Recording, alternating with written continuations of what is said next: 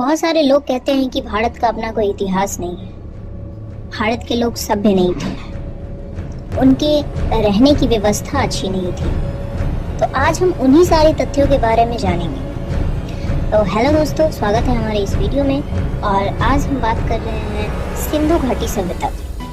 तो इस वीडियो में हम जानेंगे कि सिंधु घाटी सभ्यता के बारे में पता कैसे चला, वहाँ की अच्छाई क्या थी, वहाँ की बुराई क्या थी, तथा साथ ही साथ हम यह भी जानेंगे कि जो सभ्यता अपने समय की सबसे सुव्यवस्थित सभ्यता थी, उसका विनाश कैसे हुआ। तो चलिए इन सारे तथ्यों को एक एक करके जानते हैं। सिंधु घाटी सभ्यता, इसे सैंधव सभ्यता के नाम से जाना जाता है तथा पहली बार जाना जाने वाला स्थल हड़प्पा था। इसी के आधार पर इसे हड़प्पा सभ्यता भी कहा जाता है। यह एक कांस्य युगीन सभ्यता थी। इसकी सूचना सर्वप्रथम 1826 में चार्ल्स मैसमैन के द्वारा दी गई थी तथा इन्होंने ही इसे सिकंदर कालीन स्थल कहकर संबोधित किया। 1856 में जॉन ब्रेटन और हेनरी ब्रेटन नामक दो इंजीनियर भाई हुए जिन्होंने इसकी खुदाई कराई। उसके पश्चात 1872 में पुरातत्व विभाग के पिता के नाम से विख्यात कनिंघम, जिन्हें हम सभी जानते हैं, उन्होंने इसका विधिवत दौरा किया। फिर सर दयाराम साहनी जी आगे आए और उन्होंने जॉन मार्शल के निर्देशन में विधिवत इसका उत्खनन 1921 में कराया।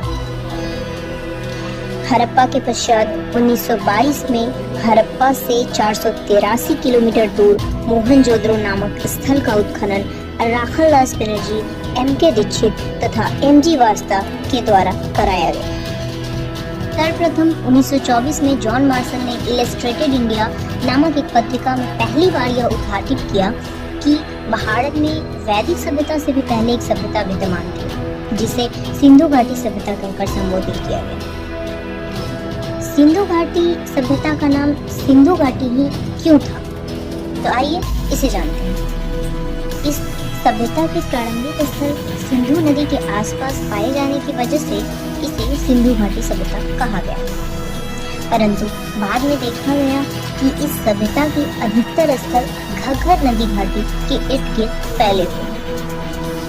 यह आर्द्र ऐतिहासिक सभ्यता है क्योंकि इस सभ्यता की लिपि तो है, परंतु उसे अभी तक पढ़ा नहीं जा सकता है। यह प्रथम नागरीय सभ्यता थी तथा इसकी सबसे महत्वपूर्ण विशेषता यह थी कि यह सभ्यता ग्रामीण सभ्यता से धीरे धीरे विकसित होते होते नगरीय सभ्यता में परिवर्तित हुई, जिसका मूल कारण कृषि के क्षेत्र में अधिशेष उत्पादन अर्थात अधिक उत्पादन था।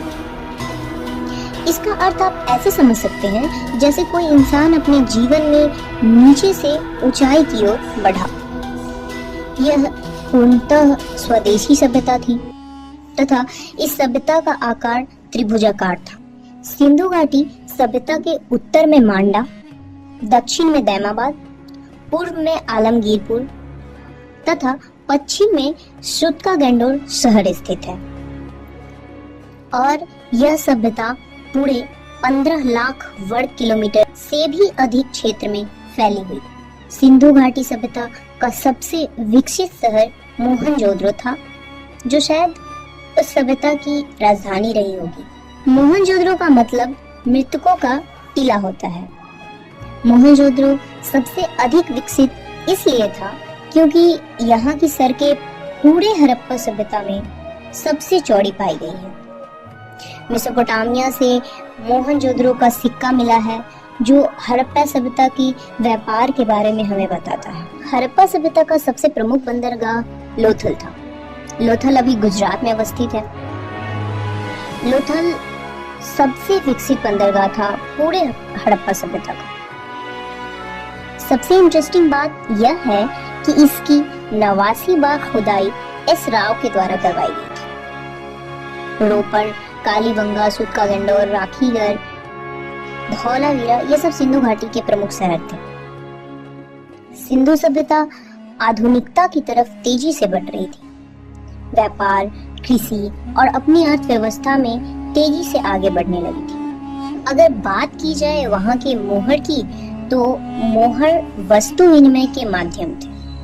अर्थात वहाँ पे अगर किसी को कोई चीज खरीदनी होती थी तो वो मोहर का इस्तेमाल करते थे। मोहर मुख्यतः सेल खड़ी के बने होते थे, पर यही नहीं, वहां से सूखी मिट्टी तथा तांबे के भी मोहर मिले हैं। यह मोहर 1 से 5 सेंटीमीटर के बीच का होता था। अगर हम वहाँ की प्रजाति की बात करें तो सिंधु घाटी सभ्यता में सबसे अधिक भूमध्य सागरीय प्रजाति के लोग रहते थे।